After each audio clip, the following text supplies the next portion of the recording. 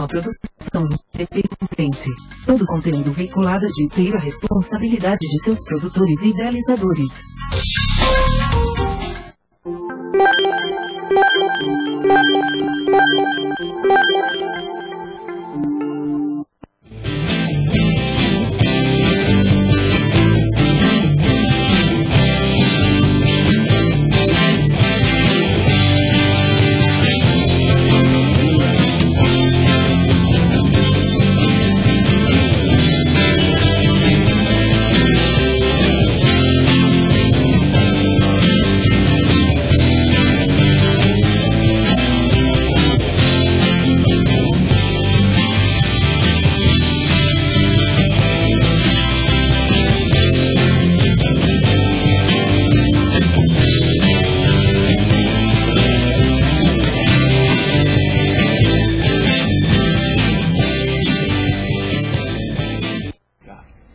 Boa noite, está começando agora mais um programa Jornalismo e Cidadania, transmitido ao vivo aqui pela sua AltV. Hoje é quinta-feira, dia 26 de abril, e eu sou João Gabriel, aqui do meu lado, e estão alguns dos meus colegas de equipe, Denilson Peroso. Boa noite, Denilson. Boa noite, João. Boa noite a todos os amigos da mesa, Maurício, jornalistas, Marcelo, nosso convidado, doutor Leonardo Carlos. É uma satisfação estar aqui, mais uma semana com a graça de Deus. Maurício Sabará, boa noite, Maurício. Boa noite a todos. Feliz o último programa de abril e que venham os próximos meses. E Marcelo Damasceno. Boa noite, amigos. Boa noite, internautas. É um prazer mais uma vez estar aqui com vocês. E já aviso que o chat está bombando hoje.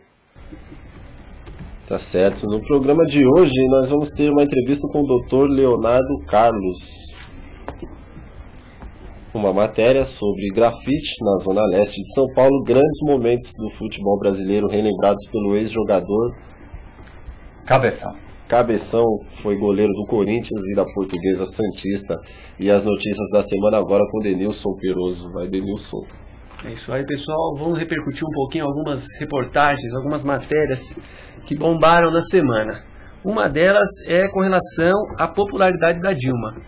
Pessoal, Gabriel, Marcelo, amigos, apesar de tudo, escândalos um atrás do outro, a popularidade da Dilma, cada dia que passa, cresce mais. Ela está sempre blindada, ela tem seus méritos, a equipe que a cerca também é competente. Apesar de tudo que acontece, as coisas ruins do governo não ficam associadas à imagem da Dilma. Isso é um tema bacana para se falar mais durante o programa. Um outro assunto legal também, na verdade, é um toque que o nosso querido Marcelo Simões disse. Faltam 4 dias para se encerrar o prazo para a declaração do imposto de renda. E cerca de 8 milhões de pessoas ainda não declararam. Uma outra informação que é triste para a nossa classe e para a democracia, nessa semana um jornalista chamado Décio Sá, jornalista e blogueiro no estado do Maranhão, foi assassinado covardemente. Esse jornalista, caro amigo, ele era um blogueiro, né? O blog dele era um dos blogs mais acessados no estado. E ele falava sobre o submundo da política e fazia muitas denúncias. Então a polícia acredita que o seu assassinato tem a ver com essas questões que ele abordava no blog. Uma outra questão interessante, o STF julgou hoje a constitucionalidade das cotas raciais nas universidades. De acordo com o que o nosso amigo Marcelo Simões acabou de dizer, foram todos votos a favor da constitucionalidade. É isso, Marcelo? Isso mesmo, Denilson. Todos os ministros do Supremo Tribunal Federal foram favoráveis às cotas raciais nas universidades. Toda a discussão começou com a Universidade Federal de Brasília, né? E foi autorizada, a discussão foi geral. Por mais que tenha sido Brasília, ela se estende a todo o país e as cotas elas foram aprovadas, sim, e é constitucional. E segundo o voto do presidente, o Carlos Aires Brito, ele relatou o seguinte, durante seu voto, que os erros de uma geração podem ser revistos pela geração seguinte. E isso foi feito hoje, segundo o próprio ministro. Ele acabou, pelos votos lá, eles acabaram revendo um erro, segundo ele, cometido em gerações passadas. Enfim, é um outro tema bastante interessante, que precisaremos de muito mais espaço, quem sabe um outro programa só debater isso, não é verdade? E mais uma última informação, essa daí até um tanto quanto engraçada e trágica ao mesmo tempo. Não sei se alguns de vocês devem andar de carro, né, por São Paulo. Então se preparem, caros amigos, que foi aprovado na Câmara Municipal o projeto do nosso caro vereador Carlos Apolinário, do DEM. Você sabe o que diz esse projeto de lei, caro Gabriel? Não. Institui em São Paulo pedágio urbano. Caros amigos, é claro que esse projeto vai ter que tramitar em algumas... ele vai ter um trâmite normal dentro da Câmara Municipal para depois chegar à sanção do prefeito. Mas funcionaria da seguinte forma: todas as vezes que o cidadão entrasse com o seu carro no centro expandido de São Paulo, que é onde existe o famoso rodízio de veículos, você teria que pagar um valor de R$4. Então você imagine o quanto mais que a nossa prefeitura, o nosso querido prefeito Kassab, iria ganhar para os cofres públicos, né? Eu não tenho dúvida nenhuma que esse projeto vai passar em todas as instâncias e o Kassab vai sancionar, a não ser que haja pressão popular. Então, agora depende da população. É um assunto interessante também para ser discutido por um bom tempo. Aí cabe um programa futuro para discutir esse assunto. Algumas pessoas apontam como sendo inevitável a instituição do pedágio urbano, né? Sim. Até porque São Paulo não comporta mais uma frota de carros do tamanho que tem, são 6 ou 7 milhões de carros, se eu não me engano, uma frota superior à de toda a Argentina. Então, é um tema complicado e polêmico, né? E agora nós vamos ao nosso momento esportivo. Temos uma matéria aqui do nosso colega Maurício Sabará, que entrevistou o ex-goleiro Cabeção. Roda a matéria. Cabeção, a gente estava conversando agora há pouco a respeito de um jogador conhecido como Pelé. O Pelé, você toma muitos gols dele, mas você acabou de me contar que já defendeu pênaltis do Pelé? Foi. O Pelé começou e eu ainda estava jogando. Ele estava. Esse ano eu estava no fim de carreira. E num jogo, eu estava jogando na Portuguesa Santista. Na Portuguesa? Um jogo Portuguesa Santista e Santos lá na Vila Belmiro. Teve 2 penalidades. Nós tomamos uns 3, 4 gols, mas as 2 penalidades eu peguei. Então, alguma coisa do Pelé. Defendeu 2 pênaltis do Pelé? 2 pênaltis do Pelé. Que bacana, hein? Bom, e você tem algumas fotos interessantes aqui, né, Cabeção? Eu estou vendo aqui. Tem a do Campeonato Paulista de 1951. Deixa eu ver se eu sei o time, Cabeção. Vou tentar falar o time. Cabeção, Baltazar, Touguinha, Lorena, Murilo, Jackson, Carbone, Julião, Idário, Luizinho e Cláudio. Acertei? Bom time, né, Cabeção? Time bom. Uma foto sua aqui esse também. time que fez 103 gols no campeonato. Paulista de 51, né? Só faltou o Mário aqui na foto também, né? Acho que ele não jogou a final, né, Cabeção? Não pegou. O Mário veio depois. O Mário veio depois. Tá certo, Cabeção. Bom, o Parque São Jorge, né? Era o que era o Parque São Jorge. Mais uma vez, Cabeção. Tudo bem. Muito obrigado. Tudo de bom, senhor. Um abraço. Obrigado. Pois é, grande goleiro aí, Cabeção, jogou no Corinthians, jogou na Portuguesa Santista. Fala um pouco aí sobre a carreira dele. Pois bem, o Cabeção ele foi um goleiro que jogou coincidentemente na mesma época do Gilmar dos Santos Neves, o famoso goleiro bicampeão do mundo em 58 e 62. Ele simplesmente disputava a posição. Devido à fama do Gilmar, né, a também categoria desse grande goleiro, o Cabeção muitas vezes ficou de fora do time, tanto que jogou um período na Portuguesa de Desportos, mas sua carreira de fato realmente foi no Corinthians. Inclusive, na Copa do Mundo de 1954, era reserva do Castilho. Tá certo. E a nossa audiência no chat aí, Maurício Sabará? Vamos lá, João, com o Marcelo Damasceno. Já tem o Daniel Soares aqui comentando essa questão do pedágio, já voltamos para o futebol, tem perguntas aqui relacionadas ao futebol também. O Daniel Soares, ele é jornalista lá da cidade de Osasco, e ele comenta: o pedágio é inconstitucional, configura a tributação como em PVA. Então tem esse detalhe, isso já foi pauta também, se eu não me engano, no Jornal Nacional, que tratou do mesmo assunto. Tem outro, o Rodrigo.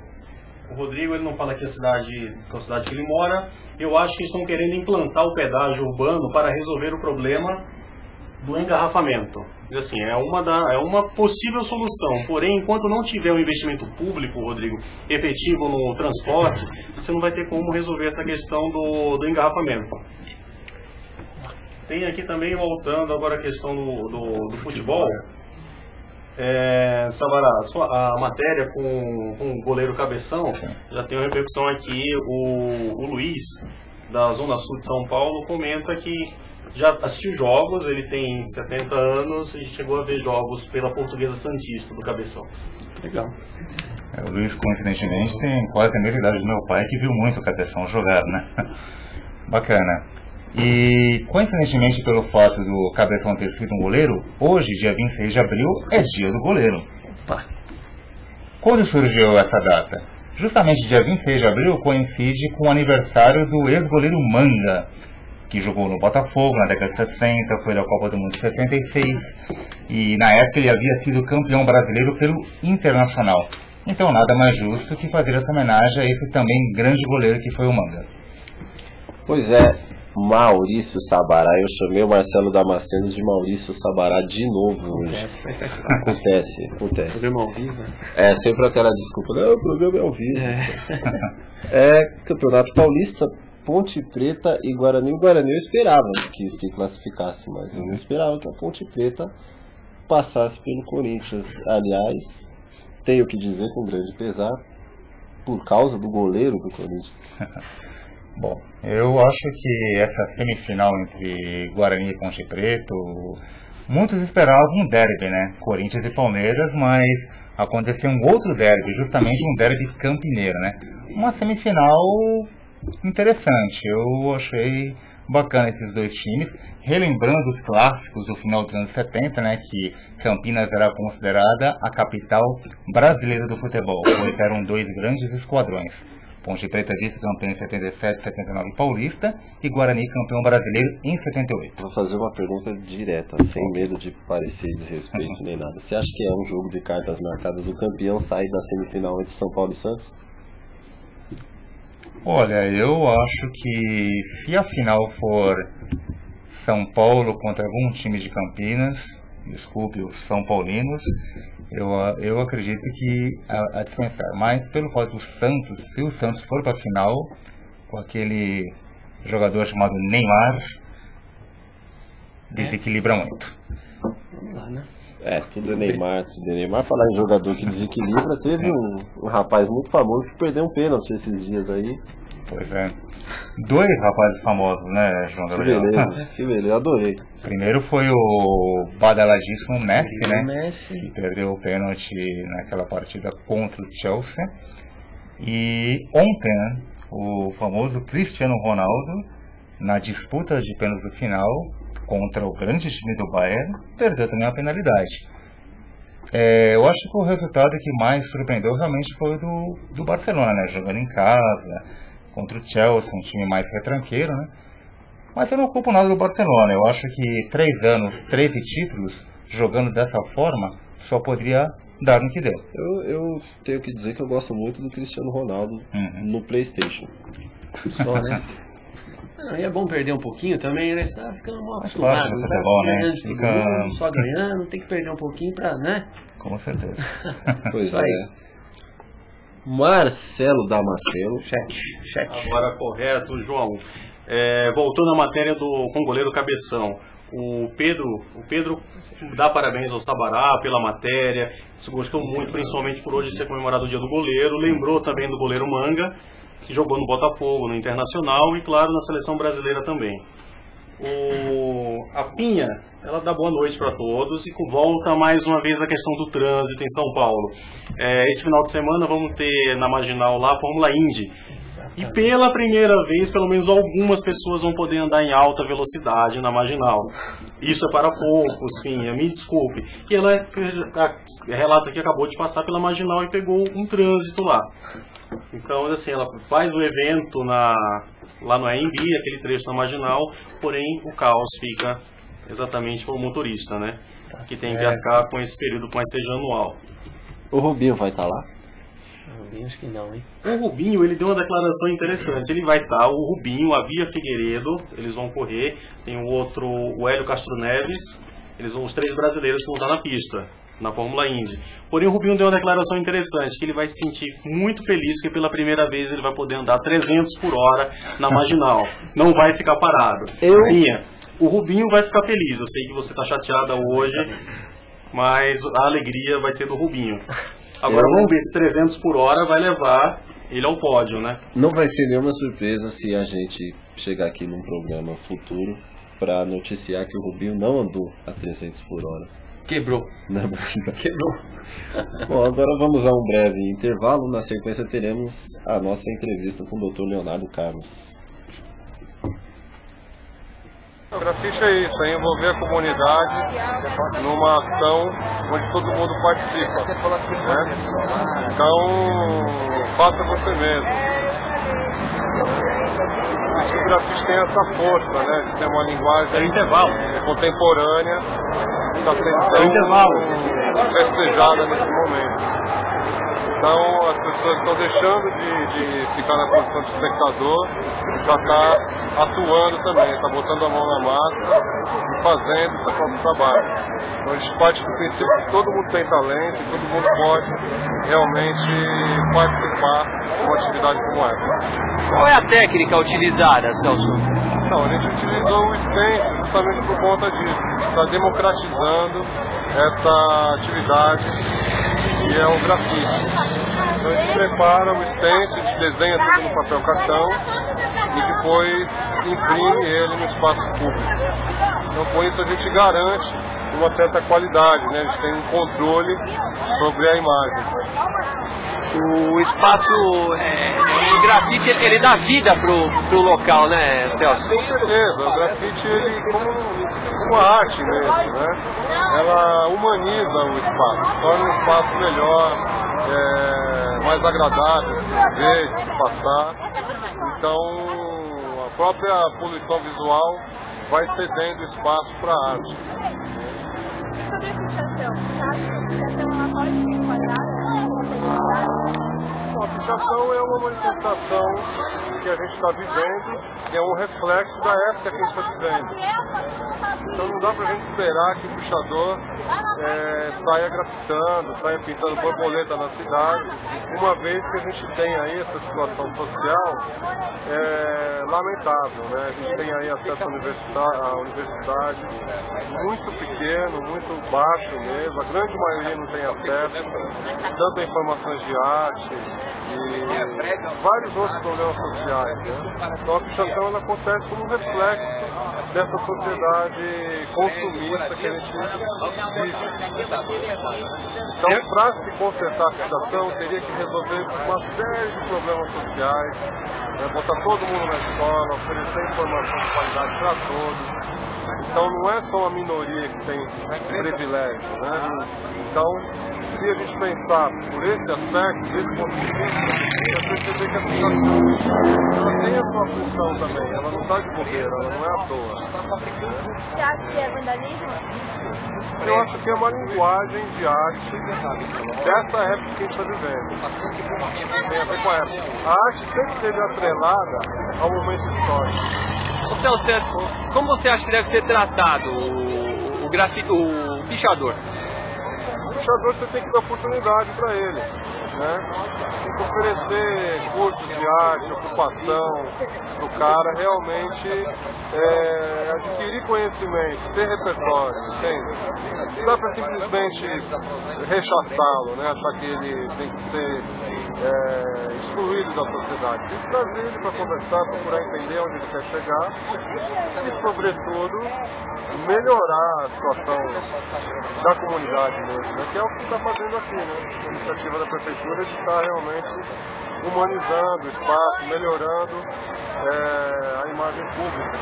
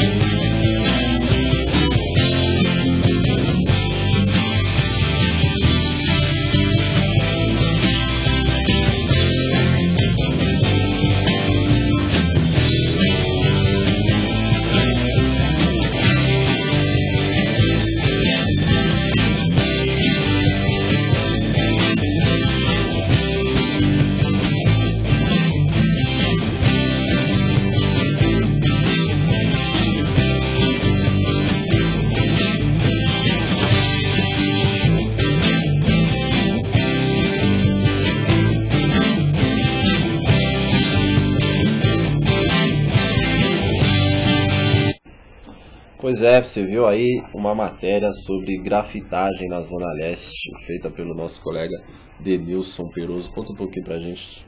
Então, é um material que eu já tinha guardado, pessoal. Foi um projeto social que foi feito pela subprefeitura da Vila Formosa.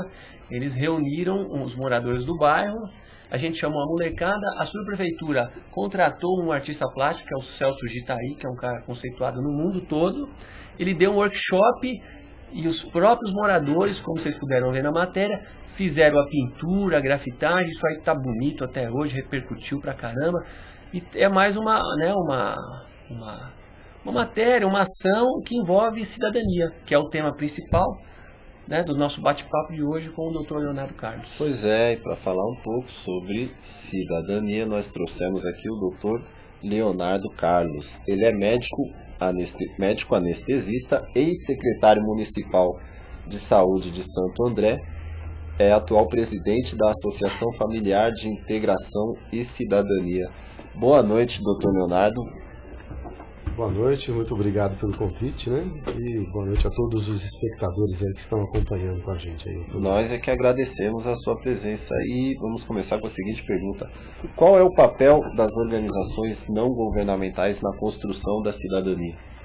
Bom, o que a gente percebe é que o terceiro setor, que é chamado de terceiro setor, são as ONGs, né, que vêm com todas as suas instituições, associações, fundações, OCIPs, né, organizações sociais, elas vêm para dar uma aceleração e poder agilizar o dinheiro público e torná-lo mais eficiente no seu uso. Então, é uma mudança importante que a sociedade passa. Lógico que vai ter arestas para acertar, né? Mas eu vejo que as ONGs vêm realmente para fazer um papel de coadjunto nas difíceis, né, missões que nós temos de vencer as diferenças sociais do nosso país. Queria fazer uma colocação para o doutor também. Antes de mais nada, mandar um abraço para o Felipe Araújo, que está lá em João Pessoa. Um abraço para você, Felipe, acompanhando o nosso programa e a entrevista do doutor. Doutor, a gente tem acompanhado na mídia muitas reportagens que abordam esse tema da cidadania. E o que acontece? É fato que, com o passar do tempo, a cada dia que passa, existem mais pessoas fazendo trabalho social, filantropia, não é verdade? Deixando o aconchego dos seus lares, horário de folga, em prol dos necessitados, em prol de uma sociedade melhor. Na sua opinião, o que leva as pessoas a fazerem isso? Olha, veja bem, cidadania hoje, nós não podemos pensar numa sociedade em que há extremas diferenças. Então, nós temos que ficar realmente provocados quando vemos as necessidades de camadas da população.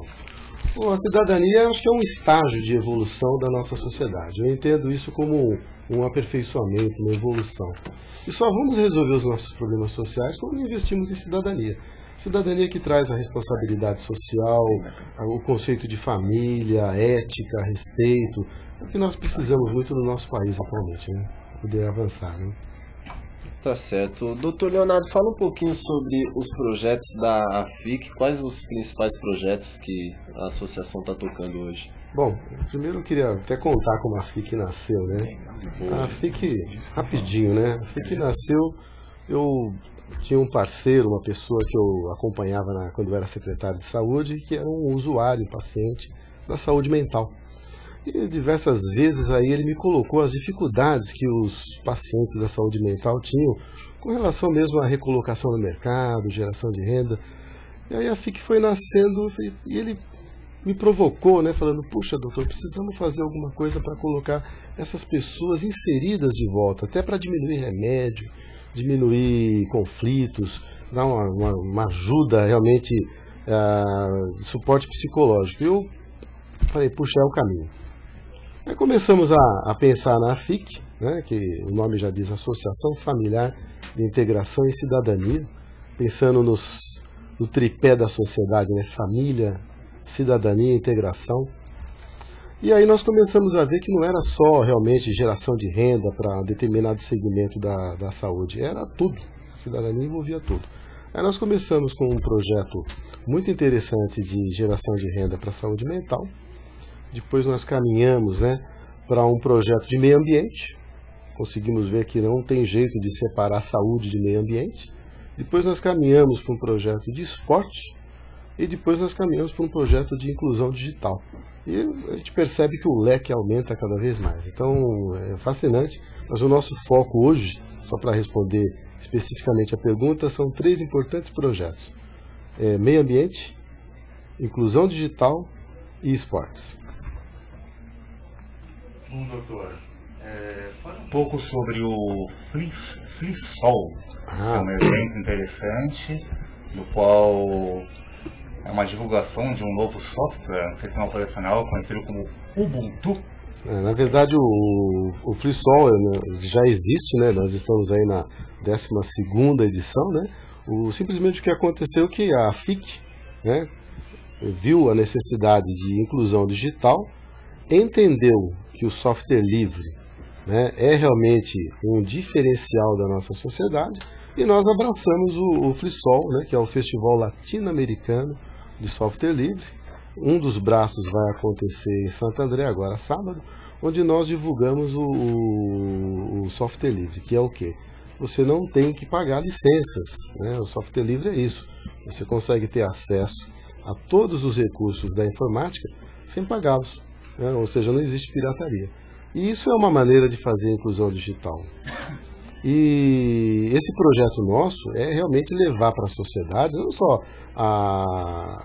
o segmento excluído, mas levar também para o meio empresarial, para a gente poder avançar e em vez de enviar recursos de royalties para o exterior, deixar esse dinheiro aqui no Brasil para a gente poder fazer a geração de renda interna, né? E o nosso empreendedor poder ter um poder mais de empreendedorismo maior, né? Interessante isso. Tá certo. Agora, algum comentário da audiência, Marcelo Damasceno? Tem. O Gerson dá parabéns pelo trabalho do Dr. Carlos frente à Secretaria Municipal de Saúde de Santo André. Diz que mora em Santo André e conhece bem a questão da saúde lá. Tem um outro questionamento aqui da Ana, que ela fala o seguinte: ultimamente na mídia temos acompanhado constantes envolvimentos de ONGs envolvidas em corrupção.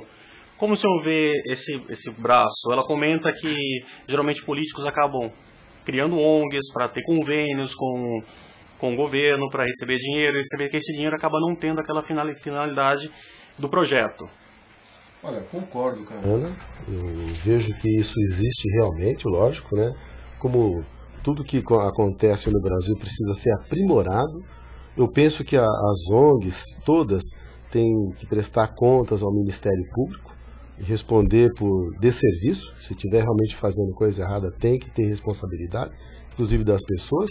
Mas eu vejo como um caminho que pode ser aprimorado. Você pode plenamente fiscalizar essas ONGs e criar mecanismos controladores, né?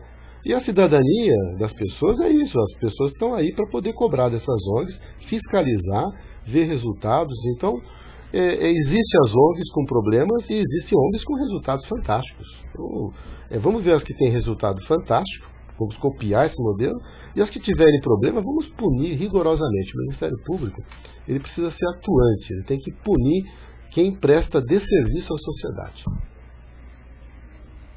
E parece que a gente tem mais perguntas da nossa audiência aqui para o Dr. Leonardo Carlos. Vamos lá. Doutor, a Ana novamente, ela concorda com o senhor em relação a essa questão. Tem que ter um mecanismo, o Ministério Público tem que ser mais atuante, mas ela leva. A ONG, você tem que ter o Ministério Público atuando, mas a ONG ela acaba sendo uma instituição um pouco fechada e o cidadão ele não tem como fiscalizar da mesma forma que ele tem a dificuldade de fiscalizar um órgão público, uma prefeitura, uma Câmara Municipal, um Ministério, uma Secretaria. Ela queria ouvir do senhor, que mecanismo poderia ser criado dentro do Estatuto de uma ONG para permitir essa fiscalização do cidadão? Olha, eu acredito que eu não conheço a Ana, eu acho interessante a participação dela, mas as ONGs todas, elas têm que prestar contas públicas, né? E veja bem, não é um negócio fechado. Então, talvez ela não saiba o caminho para poder chegar a essa prestação de contas, mas essa prestação de contas é pública, é aberta e ela pode acessar, sim, via Ministério Público. Não é caixa preta fechada, não. Talvez seja o caminho que foi dificultado para se chegar à informação e falta realmente essa informação para as pessoas. Mas toda a prestação de públicas das ONGs é pública, né? É aberta, não tem como não ser. Gostaria de fazer mais uma colocação para o Dr. Leonardo. Doutor, hoje o senhor trabalha com essa ONG, com a FIC, mas o senhor também já foi secretário de saúde. Como secretário de saúde, era possível perceber de fato a atuação de uma determinada ONG? Era possível perceber no dia a dia do seu trabalho na saúde se aquela ONG fazia um trabalho sério ou não? Vou dar um exemplo. Eu vi uma reportagem num grande jornal de São Paulo um tempo atrás, que um professor de educação física, sem recurso nenhum, ele estava utilizando uma quadra pública e ele começou um projeto com idosos. E o que esses idosos faziam? Ele dava aula de boxe dos idosos. Então tinha muito idoso com depressão, com problema de saúde, e ele começou a fazer esse trabalho sozinho. Em pouco tempo, a maioria desses idosos, eles começaram a melhorar a saúde, muitos que iam no médico corriqueiramente, deixaram de comparecer. Quer dizer, é um trabalho que no dia a dia, no próprio setor de saúde, já era possível detectar esse trabalho correto, essa atuação. Quando o senhor esteve à frente da Secretaria da Saúde, era possível perceber, assim, de fato, no dia a dia, o trabalho de uma ONG fazendo efeito? Fantástico, a colocação sua é isso mesmo. A ONG, ela se desvencilha das amarras, né, que deixam a administração pública engessada, e ela consegue fazer esses avanços, né? Inclusive sem a administração pública. Ela pode caminhar com a iniciativa privada, né? Não precisa necessariamente ter relacionamento com a coisa pública. Então ela pode fazer um trabalho voluntário, ela pode pegar recursos de empresas parceiras, né, e fazer esse trabalho avançar. Então a ideia da ONG realmente é impulsionar as iniciativas de uma forma que não sejam amarradas pelos processos emperrados, né, que hoje inviabilizam aí muitos projetos da vida pública. E lógico, sempre aprimorando a prestação de contas, a seriedade, a ética. Então o caminho é esse. A ONG ela vem com esse perfil de poder fazer o terceiro setor, uma terceira via para a nossa prestação de serviços e diminuir as diferenças sociais do nosso país. Bom, doutor, conte um pouquinho da sua história. Pelo que eu soube, você estudou na França, na Bélgica. O que lhe ajudou em relação a ter tido um estudo nesses países assim de primeiro mundo? Bom, antes de mais nada, eu queria começar a falar de estudo antes, né? Eu fiz meu estudo na escola pública de Santo André, né? Eu fui um aluno de escola pública, onde tive pessoas que transformaram a minha vida. Tive bons professores que me estimularam. Aí, trabalhando também, sempre com dificuldade, família operária lá do ABC, fiz meus cursos complementares no primeiro e segundo grau noturnos, trabalhando, né? E onde também tive oportunidades. Consegui, através do esforço pessoal, entrar na faculdade de medicina, né? E através de uma série de sucessão, que foi bem interessante, foi a oportunidade mesmo que abriram e eu abracei, eu tive a oportunidade de fazer cursos no exterior. Aí vivi 2 anos entre França e Bélgica, realizando especialização em anestesiologia, onde adquiri uma bagagem cultural, social, muito interessante desses 2 países, né? Onde desenvolvi uma visão comparativa com o Brasil e onde eu consegui visualizar que é possível fazer grandes trabalhos, grandes avanços na área social. Inclusive no serviço público, né? O serviço público de saúde nesses 2 países é muito desenvolvido. E através desse conhecimento, eu acho que é viável a gente conseguir utilizar algumas ferramentas para adaptar para o nosso país, que está caminhando para isso, né? O SUS hoje, né, que está em fase de implantação, né? Ele foi criado lá atrás, na Constituição de 88, mas está sendo implantado, ele está num processo ainda de criação. É possível nós fazermos uma saúde pública com qualidade nesse país. O que precisa mesmo é mais atuação do setor público, mais compromisso de todos os escalões, tanto governo federal, estadual, municipal, para poder avançar. E essa minha experiência aí de países no exterior, a gente pode sim contribuir com o que a gente aprendeu lá fora. Perguntas da nossa vez. Marcelo Damasceno. Vamos lá, tem o Márcio Canuto. Parabenizo o doutor Leonardo Carlos pelo trabalho frente à Secretaria de Saúde de Santo André. E, doutor, o senhor relatou aqui que teve passagem pela França, pela Bélgica, todo esse contato social, além do estudo na área da medicina. Conta um pouco, o que o senhor encontrou lá de trabalho envolvendo cidadania, que o senhor trouxe imediato para o Brasil, conseguiu implantar, qual a dificuldade, a facilidade de lá, que é a dificuldade aqui?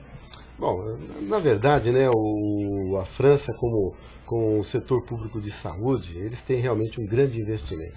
Eu acho que, por enquanto, o nosso país vive esse processo de saúde, que é um problema do país, gostaria de colocar, não é um problema específico de uma cidade, né, porque realmente falta um compromisso das autoridades com o orçamento na saúde. Orçamento na educação e saúde são duas coisas básicas. O que existe é um forte investimento nesses países em saúde e educação. Eu coloco a educação ainda em primeiro ponto em relação à saúde, né? Porque a educação traz a saúde, a prevenção. Então nós precisamos, lógico, através de mecanismos de cobrança, de gestão, investir em saúde e educação de verdade nesse país. Nós não podemos brincar de fazer investimentos. Eu gostaria de fazer mais uma indagação para o doutor, aproveitar a oportunidade. Doutor, é o seguinte, eu tenho acompanhado no site da FIC, da associação, sobre um projeto desenvolvido lá, chamado Vida Inteligente Sem Álcool e Drogas. Eu gostaria de fazer um link com um projeto de lei que está sendo debatido na Câmara de São Paulo, do vereador Ricardo Teixeira. Ele está querendo proibir o uso de cigarro em locais públicos. Hoje em dia já é proibido em local fechado, então seria proibido em parques, praças, assim como outros países da Europa, e parece que o Japão é assim. Então, fazendo um link com esse trabalho que é desenvolvido lá na FIC, queria saber qual é a sua opinião e como que é esse projeto desenvolvido com relação à vida sem álcool e drogas. Bom, na verdade a FIC nasceu, né, de um usuário da saúde mental, usuário de álcool, né? Eu penso que as drogas, né, no geral, vamos generalizar todas, né, elas são destrutivas, né, da nossa sociedade. Hoje o maior problema enfrentado pelo Brasil é o uso do crack, né, que tem destruído famílias, tem feito estragos consideráveis aí na nossa juventude. E eu penso que toda lei ela vem em momento necessário. Difícil de implantar, porque a resistência é muito grande, mas eu penso que nós precisamos apoiar leis radicais mesmo para poder tentar diminuir ou impedir que os jovens, né, se envolvam na questão das drogas. Droga realmente é um caminho sem volta, é difícil recuperar um drogado, né? E se nós não conseguimos fazer esse controle, então a sociedade, até como uma responsabilidade coletiva, ela tem que se envolver na temática, porque é um problema que pode pegar qualquer um de nós. Pessoa da nossa família, um amigo, né? Quantas pessoas aí a gente vê perdida que poderiam produzir muito, né? E quando a gente perde um jovem para a sociedade, nós estamos perdendo um jovem que poderia pagar tributos, poderia produzir muita riqueza para o nosso país e, pelo contrário, está tornando o país mais pobre. A gente precisa recuperar a nossa juventude com relação a álcool e drogas. Eu acho notável, eu parabenizo a coragem do projeto do vereador, porém é difícil porque a resistência é grande, né? Pois é, e parece que a entrevista com o Dr. Leonardo Carlos está rendendo bastante assunto com a nossa audiência. A gente tem mais perguntas aí, né, Marcelo? Temos um comentário da Ana. Ela comenta aqui, isso não é uma pergunta direta para o doutor, mas é um comentário dela. Nos últimos anos, dezenas de ONGs indígenas e ambientais que atuam na Amazônia vêm sendo alvos de investigações da ABIN e da Polícia Federal. Isso é algo praticamente corriqueiro hoje em dia na questão envolvendo as ONGs. Agora uma pergunta direta para o doutor, até o comentário do Denilson que ele pede aqui, o Gerson Vieira.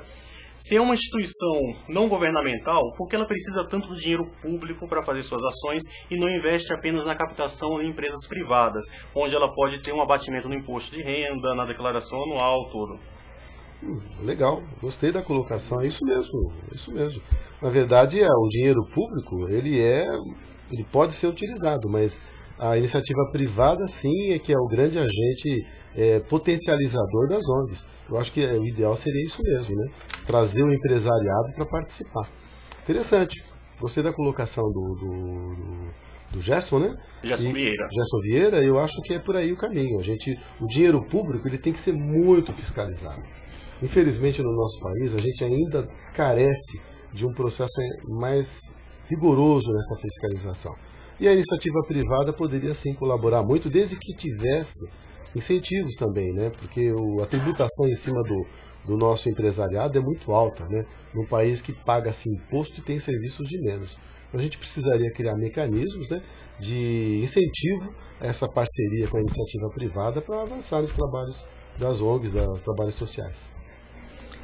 O doutor acabou respondendo aqui a pergunta do Felipe Araújo, lá de João Pessoa, que ele havia perguntado. Pergunto para o professor, o doutor, qual pode ser a contribuição da iniciativa privada para diminuir a desigualdade social e melhorar a cidadania? Exatamente o que acabou de ser abordado, viu, Felipe? Puxa, de longe, né? Fortaleza? João Pessoa. João Pessoa, nossa, João Pessoa, cidade maravilhosa, né? Aliás, a cidade mais arborizada do Brasil, né? Para quem curiosidade. É muito interessante isso, né? As ONGs, elas podem potencializar todo esse trabalho com a iniciativa privada. Nós não podemos esperar o poder público, né, que faça tudo. Uma sociedade proativa é isso. A gente tem que ter essa cidadania de achar que o poder público pode resolver tudo. Não, a gente tem que ir lá e trazer a solução também. Investir na sociedade para deixar o poder público cada vez mais no compromisso de trabalhar melhor. Para poder fazer melhor, porque senão a sociedade toma conta. É isso mesmo. Então vamos colocar aqui o comentário do Flávio. Ele agradece o doutor por ter escolhido Santo André para desenvolver seus trabalhos sociais. Lembrando, Flávio, que o doutor ele nasceu em Santo André. Então, assim, ele foi praticamente escolhido mesmo por Santo André, né? E ele quer saber se você tem vontade de expandir seus projetos para outros municípios. Tem outra colocação aqui, da Ana novamente. Nosso país carece de educação, políticas sérias voltadas à população, e ela vê essa questão do envolvimento dos políticos e o trabalho sério de algumas ONGs em relação à educação. Como o senhor vê, o governo deveria investir um pouco mais nessas ONGs? Puxa, interessante, o pessoal tá colocando discussões interessantes, né? Para o Flávio, né? Veja bem, eu nasci em Santo André, não tem jeito, né? Santo André, não posso negar, me ofereceu tudo. Até porrada, né? Eu levei porrada na vida em Santo André, né? Aprendi muito com acertos e erros, né? Então eu tenho que devolver para Santo André todo esse aprendizado que eu tive e essa cidade que foi minha cidade natal, né? Agora, com relação às outras cidades, eu penso que o nosso projeto, principalmente o nosso projeto de meio ambiente, o nosso projeto de inclusão digital e de geração de renda, pode sim servir de modelo para outras cidades. E quando nós conseguimos fazer esses pilotos aí, obterem resultados realmente competitivos, nós temos intenções de levar isso para outras cidades próximas e, quem sabe, pelo Brasil e pelo mundo afora, né? Por que não? Né? Sonhar não custa nada, né? Pois é, a conversa está sensacional, mas infelizmente nós temos um tempo aqui no estúdio e o nosso programa está chegando ao fim. Dr. Leonardo Carlos, o senhor ou a sua ONG tem algum canal de contato para as pessoas que quiserem saber um pouco mais sobre os projetos, tirar dúvidas, ajudar de alguma forma? Olha, nós temos o nosso site, né, que é o Portal da Cidadania, né, www.portaldacidadania.com.br, que a pessoa pode entrar lá e ter acesso ao site da associação, ao meu site pessoal, e uma série de sites de outros parceiros e colaboradores, né, para poder obter acesso a informações, ou então na própria sede, né, da nossa associação, que fica lá em Santo André, na rua Xavier de Toledo 288. Adoraria receber todos lá para poder tomar um café com os espectadores, né? Estamos lá de portas abertas. Legal. Pois é, doutor, muito obrigado pela sua participação no programa de hoje. A entrevista foi maravilhosa. Estamos extremamente satisfeitos de termos realizado essa entrevista, que, ao meu ver, é muito proveitosa para todos que assistiram. Gostaria de mais uma vez agradecer a toda a equipe, né, a oportunidade de poder falar um pouquinho de cidadania, né? Afinal de contas, a cidadania é uma prática diária, a gente tem que avançar todos os dias e em outras oportunidades, se possível, nós gostaríamos de esmiuçar assuntos com mais detalhes. O assunto é muito extenso, não dá para falar sobre cidadania de uma forma muito resumida, né? Mas muito obrigado e uma boa noite a todos. Pois é, só para constar, o telespectador viu o site aí no ar, o site da organização aí do Dr. Leonardo Carlos. Agora, antes de encerrarmos o programa, parece que a nossa audiência mandou um comentário para o Maurício Sabará, é isso, Marcelo? Isso mesmo, João Gabriel, a notícia atualizada para o Maurício Sabará. Jogo do São Paulo contra a Ponte Preta foi adiado devido à chuva. Isso quer dizer que São Paulo ganhou uma folga durante a semana para pegar o Santos no domingo, no Morumbi, às 16 horas. Porém, vale o comentário do doutor, que declarou que é um santista, apaixonado, mas não fanático. O que o senhor acha, doutor, dessa folga do time do Corinthians, do São Paulo? Só vai valorizar a vitória do Santos. Isso é muito bom. Vamos ver. É isso aí.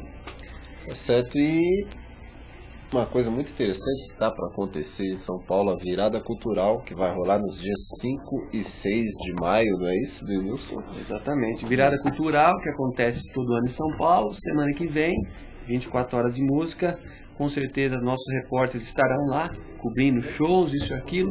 Semana que vem estaremos dando mais informações sobre a virada.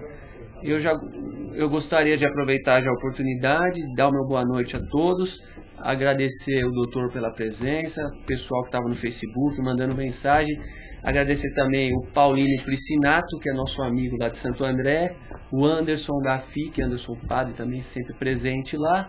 Um abraço a todos, bom final de semana, beijo, me liga, Rosana. Tá certo, não só como jornalista estaremos lá, como espectadores também. Eu tenho certeza que eu vou estar no show do Dexter na Praça da República.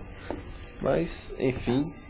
Por sinal, eu já estive algumas vezes na virada cultural, vi um show muito legal, para quem gosta de rock pesado como eu, gostei muito no passado, do Paul Diano, primeiro vocalista do Iron Maiden, que esteve uma vez lá na virada cultural, acho que em 2008, 2007, não me lembro exatamente o ano. O cara quando gosta de rock assim, diz que gostou no passado, é porque tá ficando velho. Curti mais, né? Marcelo Damasceno. Agradecer a participação de todos, da Ana com suas perguntas, a participação do Gerson Vieira, lembrando aqui o comentário da Débora Martins. Débora, desculpa, só vou lembrar, eu não sou careca, eu tenho um pouco de cabelo ainda aqui. Quase. A participação do Rodrigo com a atualização sobre cancelar o adiamento do jogo de São Paulo contra a Ponte Preta. E agradeço mais uma vez a todos que participaram aqui no chat. Daniel Soares de Osasco mais uma vez com a gente, o Anderson Caires e o Wellington, que essa vez ele não participou aqui no chat, mas ele está acompanhando. Deixo o meu boa noite, aguardo vocês na próxima quinta-feira.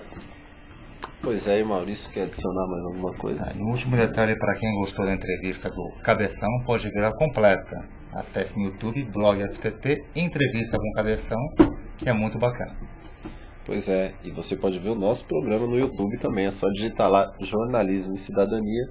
Se você perder algum programa na transmissão ao vivo, você nos encontra pelo YouTube. A gente tem também o blog, né? Inclusive as edições anteriores, blog www.jornalismocidadania01@blogspot.com. Pois Isso aí. Eu agradeço a audiência de todos vocês. Boa noite e recarregue suas baterias amanhã, sexta-feira.